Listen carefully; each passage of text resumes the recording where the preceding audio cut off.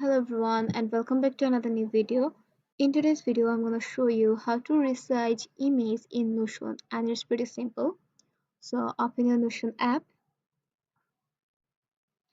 go to the page where you want to add an image and tap on that plus icon and type here slash image, and here you can see these options: upload, embed, link, and slash. In here you'll find out some of the pictures. If you need to any pictures to add from here, you can select, or you can also upload a file. As you can see, upload the file.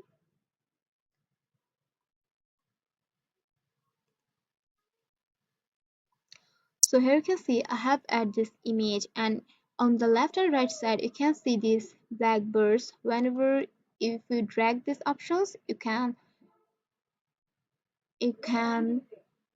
resize your image according to necessary, or if you simply here here you will find out some of the options, and this option is crop image. If you simply tap on here, you can also crop your image by this process. So that's pretty simple. Add, adjust your image according to necessary and simply tap on this save option,